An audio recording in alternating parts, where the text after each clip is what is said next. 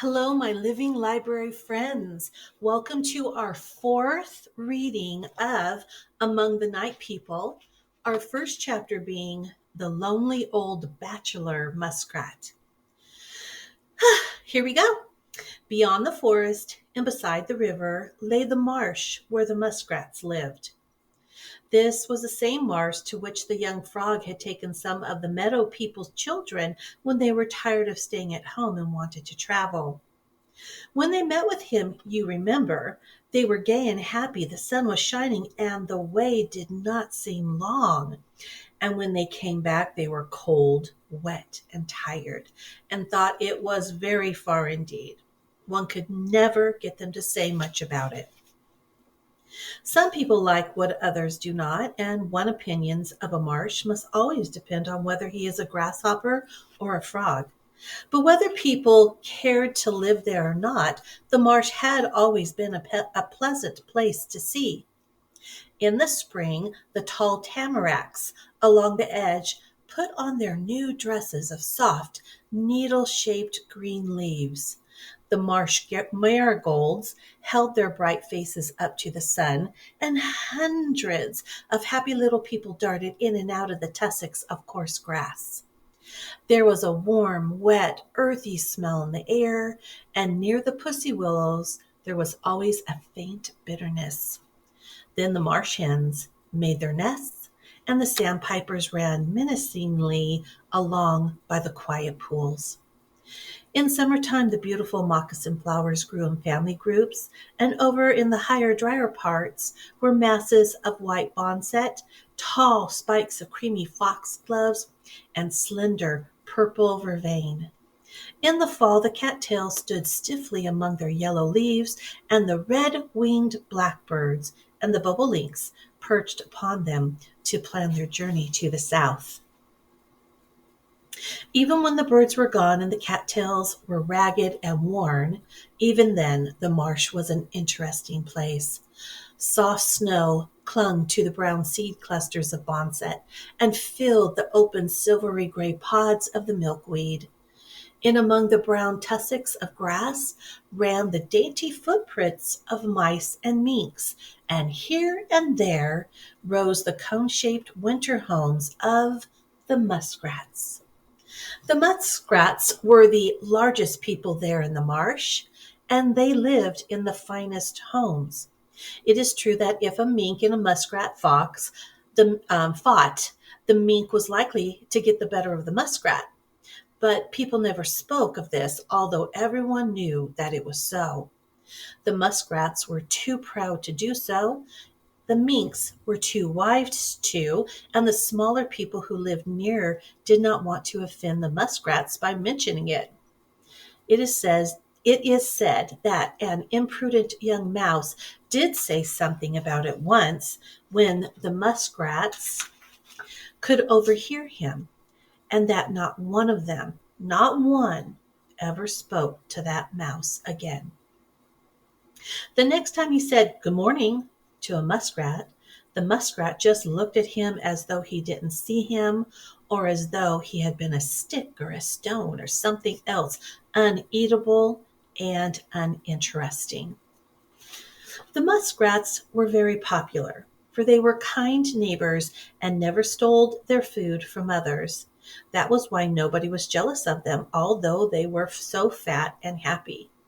Their children usually turned out very well, even if they were not at all strictly brought up.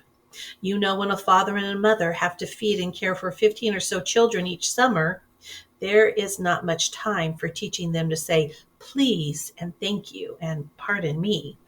Sometimes these young muskrats did snatch and quarrel, as on the night when 15 of them went to visit their old home and all wanted to go in first.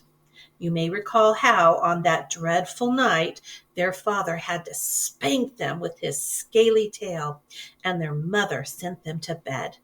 They always remembered it, and you may be very sure their parents did too.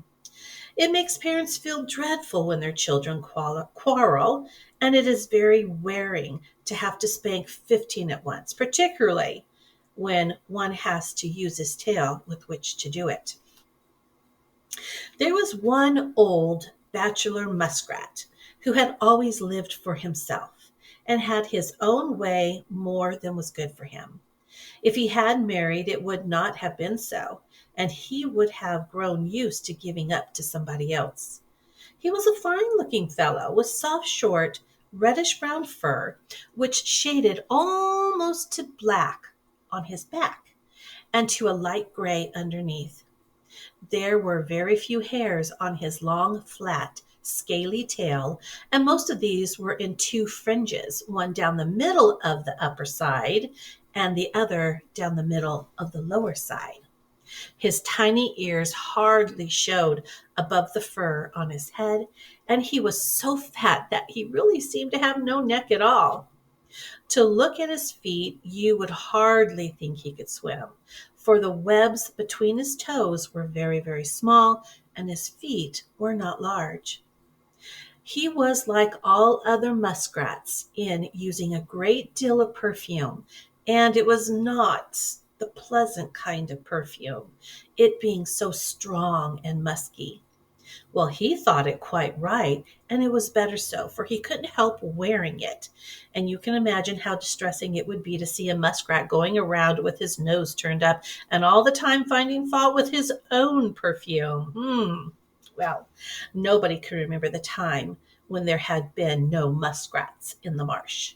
The groundhog who lived near the edge of the forest said that his grandfather had often spoken of seeing them at play in the moonlight.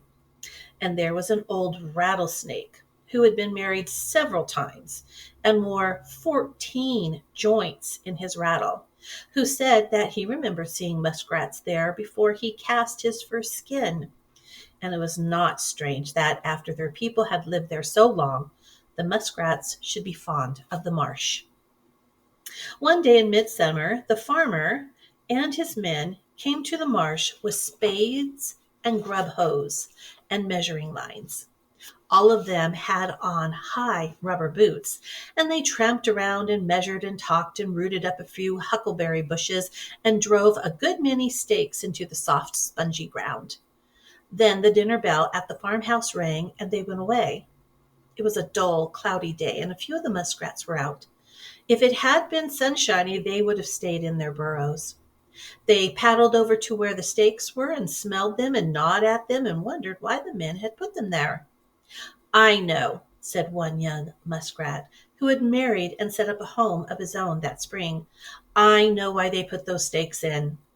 Oh, you do? Well, let's listen, cried the young muskrat's wife. He knows, and he will tell you all about it.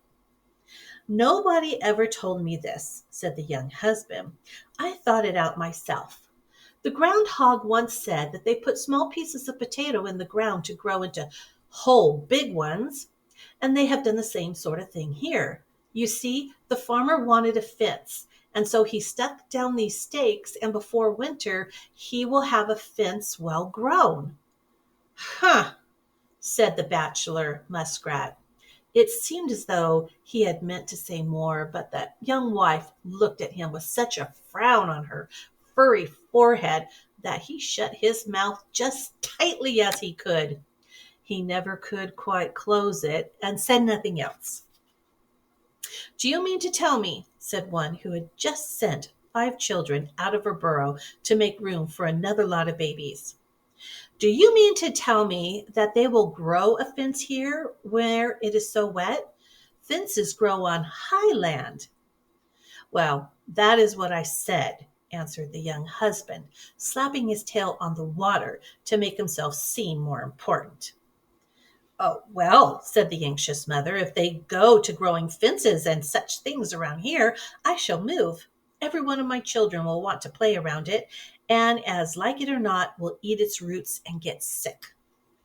Then the men came back, and all the muskrats ran towards their burrows, dived into the water to reach the doors of them, and then crawled up the long hallway that they had dug out of the bank until they got into the large rooms where they spent most of their days and kept their babies. That night the young husband was the first muskrat to come out, and he went at once to the line of stakes. He had been lying awake and thinking while his wife was asleep, and he was afraid he had talked too much. He found that the stakes had not grown any at all, and that the men had begun to dig a deep ditch beside them. He was afraid that his neighbors would point their paws at him and ask how the fence was growing, and he was not brave enough to meet them and say that he had been mistaken.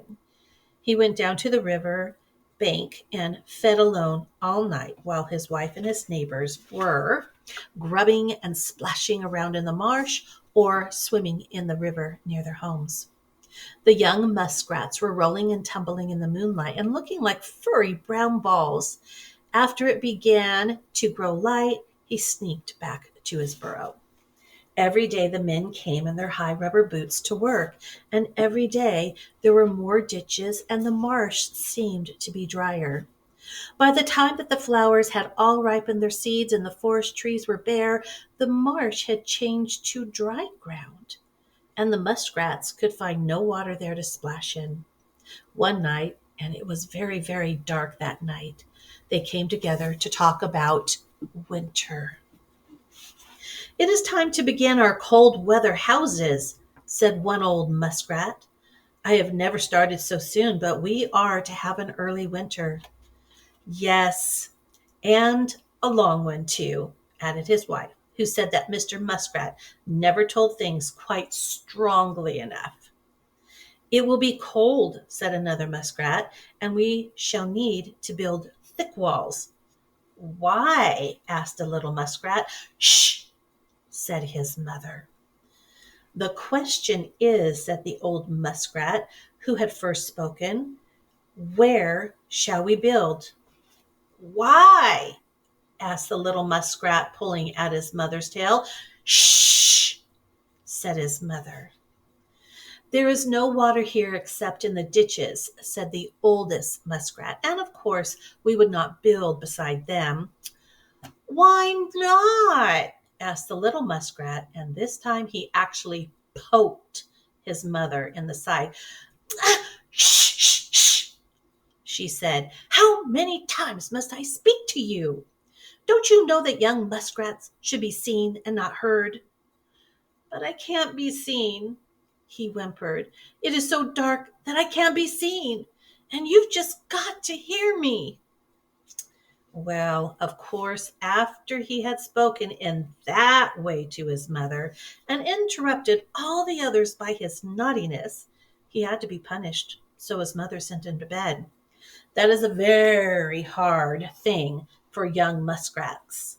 For the night, you know, is the time when they have the most fun. The older ones talked and talked about what they should do. They knew, as they always do know, just what sort of winter they were to have, and that they must begin to build at once. Some years they had waited until a whole month later, but that was because they expected a late and mild winter. At last the oldest muskrat decided for them. "We will move tomorrow night," he said. "We will go to the swamp on the other side of the forest, and we will build our winter homes there." All the muskrats felt sad about going, and for a minute it was so still that you might almost have heard a milkweed seed break loose from the pod and float away. Then a gruff voice broke the silence. "I will not go," it said. "I was born here, and I will live here. I never have left this march, and I will never leave it." Well, they couldn't see who was speaking, but it was very dark. They also knew it was the Bachelor. The oldest muskrat said afterwards that he was so surprised you could have knocked him over with a blade of grass. Of course, you couldn't have done that, right? Because he was so fat and heavy. But that is what he said, and it shows just how he felt. The other muskrats talked and talked and talked and talked with him, but it made no difference. His brothers told him it was perfectly absurd for him to stay, that people would think it queer, and that he ought to go with the rest of his relatives. Yet it made no difference. "You should stay," he would reply. "Our family has always lived here." When the muskrat mothers told him how lonely he would be, and how he would miss seeing the dear little ones frolic in the moonlight, he blinked and said, "Well, I shall just have to stand it." Then he sighed, and they went away, saying to each other what a tender heart he had, and what a pity it was that he had never married. One of them spoke as though he had been in love with her for some years before, but the others had known nothing about it. The muskrat fathers told him that he would have no one to help him if a mink should pick a quarrel with him. "Oh, I can take care of myself," said he, and showed his strong, gnawing teeth in a very fierce way. It was only when the dainty young muskrat daughters talked to him that he began to wonder if he really ought to stay. He lay awake most of one day thinking about it and remembered the sad looks in their little eyes when they said that they should miss him. He was so disturbed that he ate only 3 small roots during the next night. The poor old bachelor had a hard time, but he was so used to having his own way and doing what he had started to do and not giving up to anybody that he stayed after all. The others went away, and he began to build his winter house beside the biggest ditch. He placed it among some bushes so that if the water in the ditches should ever overflow, they would help hold his house in place. He built it with his mouth, bringing great mouthfuls of grass roots and rushes and dropping them on the middle of a heap. Sometimes they stayed there and sometimes they just rolled down. And if they rolled down, he never brought them back up, for he knew they would be useful wherever they had landed. When it was done, the house was shaped like a pine cone with the stem end down. For after he had made it as high as a tall milkweed, he finished off the long slope up. I'm going to say that again. When it was done, the house was shaped like a pine cone with the stem end down. And after he had made it as high as a tall milkweed, he finished off the long slope up which he had been running and made it look like the other side. After that, he began to burrow up into it from below. The right way to do, he knew, was to have his doorway underwater and dive down to it. Other winters he had done this and had given the water a loud slap with his tail as he dived. Now there was not enough water to dive into, and when he tried slapping on it, his tail went through to the ditch bottom and got all muddy. He had to fix the doorway as best he could, and then he ate out enough of the inside of his house to make a good room and poke a small hole through the roof to let in fresh air. After the house was done, he slept there during the days and prowled around outside at night. He slept there, but ate none of the roots of which it was made until the water in the ditch was frozen hard. He knew that there would be a long, long time when he could not dig fresh roots and must live on those. At night, the marsh seemed so empty and lonely that he hardly knew what to do. He didn't enjoy his meals and often complained to the mice that the roots did not taste so good to him as though they used to when he was young. He tried eating other things and found them no better. When there was a bright moonlight, he sat up on the highest tussock he could find and thought about his grandfathers and grandmothers. "If they had not eaten their houses," he once said to a mouse, "this marsh would be full of them." "No, it wouldn't," answered the mouse, who didn't really mean to contradict him, but thought he was much mistaken. "If the houses hadn't been eaten, they would have been blown down by the wind and beaten down by the rains and washed away by the floods. It's better so. Who wants things to stay the way they are forever and ever and ever and ever? I'd rather see the trees drop their leaves once in a while and grow new ones than to wear the same old ones after they are ragged and faded." The bachelor muskrat didn't like this very much, but he couldn't forget it either. When he awakened in the daytime, he would think about it, and at night he thought more. He was really forlorn, and because he had nobody else to think about, he thought too much of himself and began to believe that he was lame and sick. When he went on a tussock, when he sat on a tussock and remembered all the houses which his grandparents had built and eaten, he became very sad inside until his fat sides shook. He wished that he could sleep through the winter like the groundhog, or through part of it like the skunk. But just as sure as night came, his eyes popped open, and there he was, awake. When spring came, he thought of his friends who had gone to the swamp, and he knew that last year's children were marrying and digging burrows of their own. The poor old bachelor wanted to go to them, yet he was so used to doing what he had said he would do, and disliked so much to let anybody know that he was mistaken, that he chose to stay where he was without water enough for diving and with hardly enough for swimming. How it would have ended, nobody knows, had the farmer not come to plow up the old drained marsh for planting celery. Then the bachelor went. He finally went. He reached his new home in the early morning, and the mothers let their children stay up until it was quite late so that he might see them plainly. "Isn't it pleasant here?" they cried. "Don't you like it better than the old place?"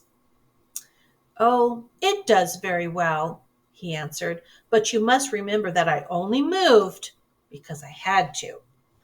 "Oh, yes, we understand that," said one of the mothers, "but we hope you will really like it here."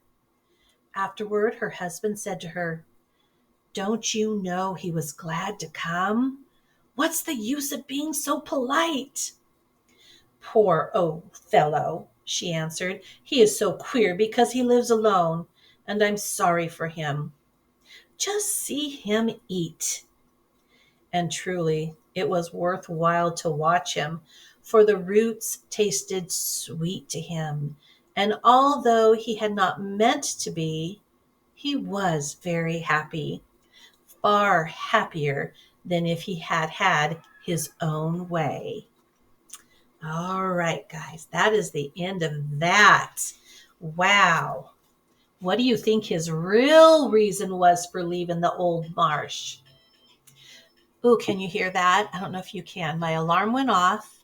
I'm making pumpkin bread. Let me go turn it off. I'll be back in 30 seconds.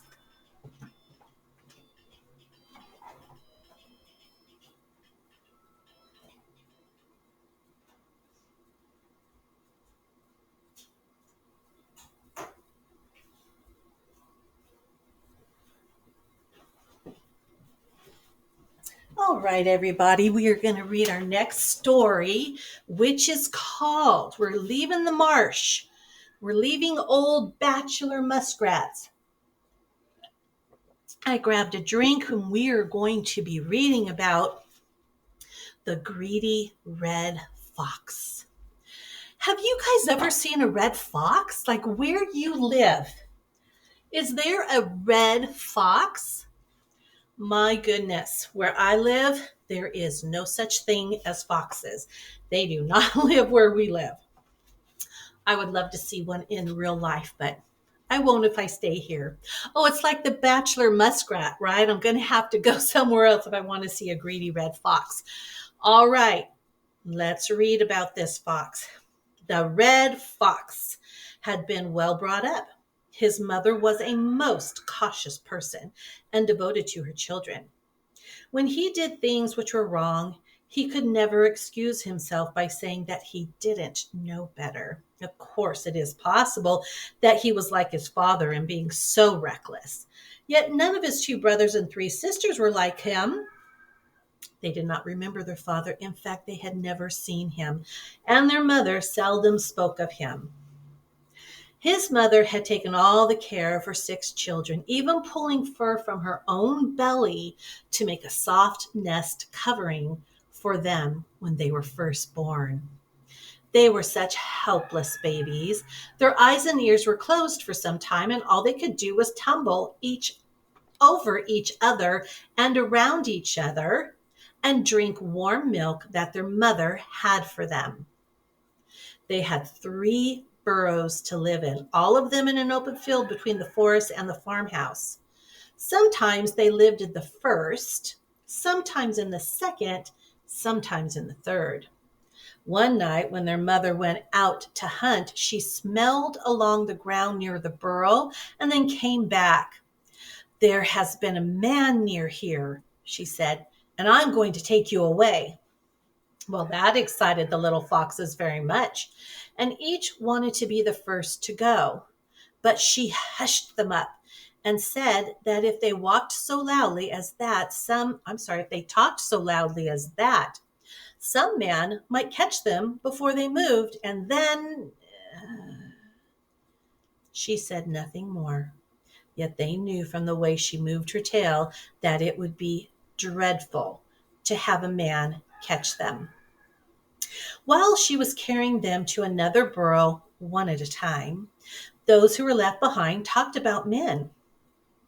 "I wish I knew why men are so dreadful," said the first. "It must be because they have very big mouths and sharp teeth." "I wonder what color their fur is," said another. Now these young foxes had seen nobody but their mother. If she had not told them that different animals wore different colored fur, they would have thought that everyone looked just like her, with long reddish yellow fur, and that on the hinder parts of the back quite grizzled, throat, belly, and the tip of the white tail, and the outside of the ears black. They were very sure, however, that no other animal had such a wonderful tail as she, with each of its long reddish hairs tipped with black, and the beautiful brush of pure white at the end. In fact, she had told them so. The next time their mother came back, the 4 children who were still there cried out, "Please tell us, what color is a man's fur?"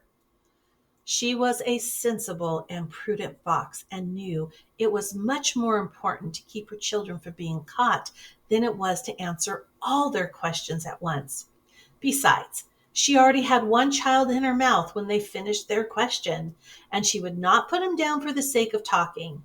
And that also was right, for one can talk at any time, but the time to do work is just when it needs to be done. After they were snugly settled in the other burrow, she lay down to feed them, and while they were drinking their milk, she told them about men. "Men," she said, "are the most dreadful animals there are.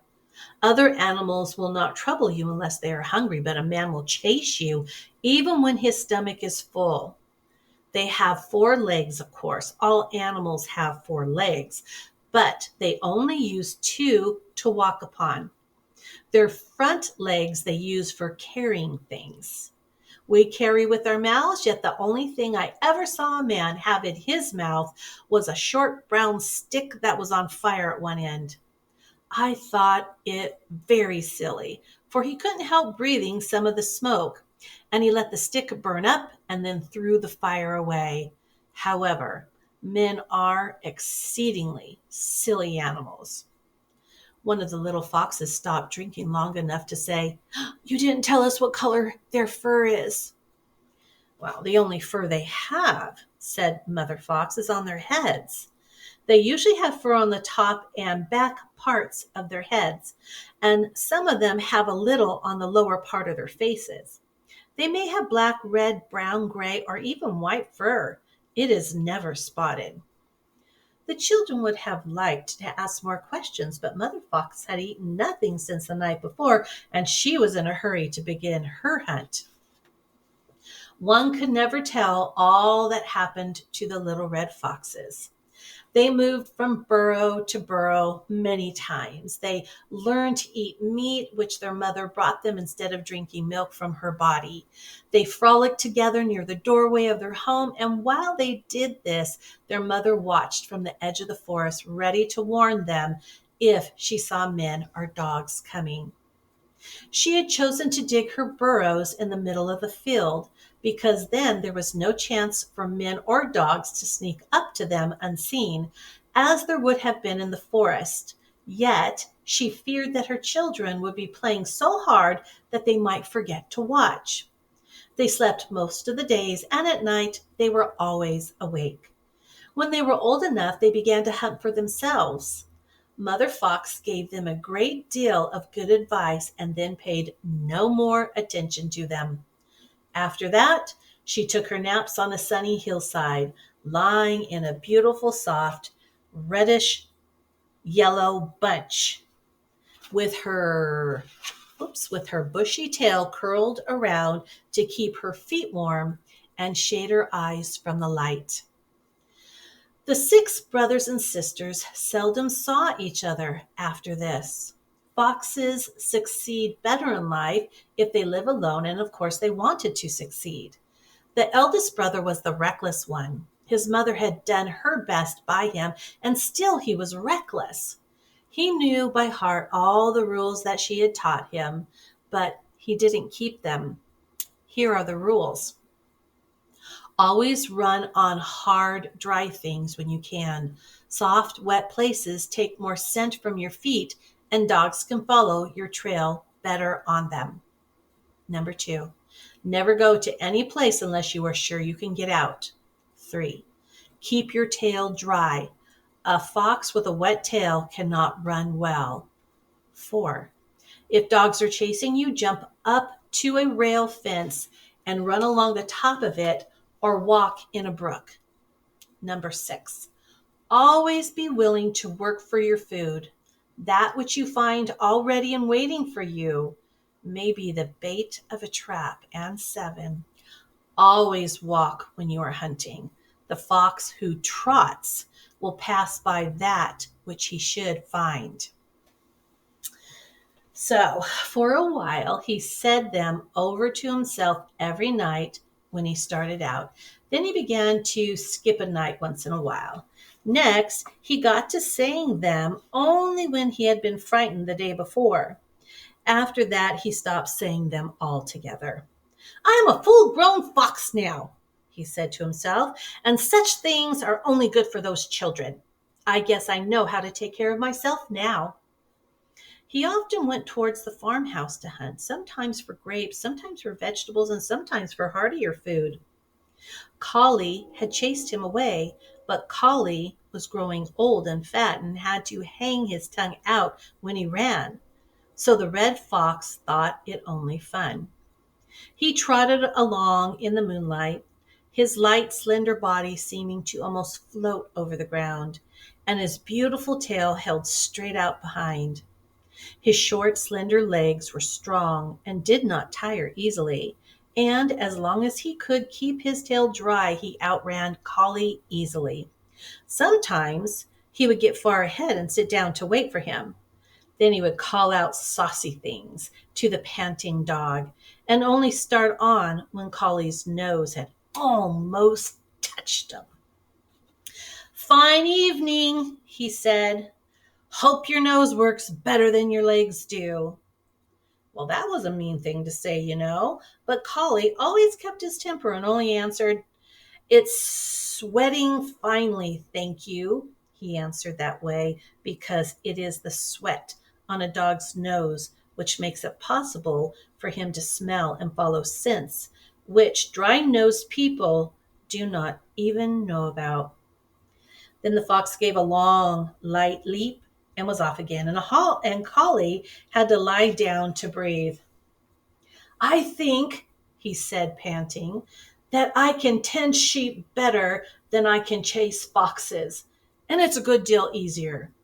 Still, Collie didn't like to be beaten, and he lay awake the rest of the night thinking how he would enjoy catching that fox. Every little while he heard the red fox barking off in the fields, and it made him twitch his tail with impatience. Now the red fox was walking carefully towards the farmhouse and planning to catch a turkey. He had watched the flocks of turkeys all afternoon from his sleeping place on the hillside. Every time he opened his eyes between naps, he had looked at them as they walked to and fro in the fields, talking to each other in their gentle, complaining voices and moving their heads back and forth at every step. If his stomach had not been so full, he would have tried to catch one of them.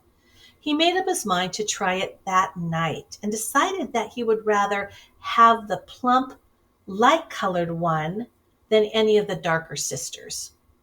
He did not even think of catching the old gobbler, for he was so big and strong and fierce-looking. He had just begun to walk with the turkey mothers and children. During the summer, they had had nothing to do with each other. And when the red fox reached the farmyard, he found them roosting on the low branches of an apple tree. A long board had been placed against it to let the chickens walk up. Now the chickens were in the hen house, but the board was still there. The red fox looked all around. It was a star-lit night. The farmhouse was dark and quiet. Collie was nowhere to be seen. Once he heard a horse stamp in his sleep. Then it was all still again. The red fox walked softly up to the slanting board. The gobbler stirred. The red fox stopped with one foot in the air. When he thought him fast asleep, he went on.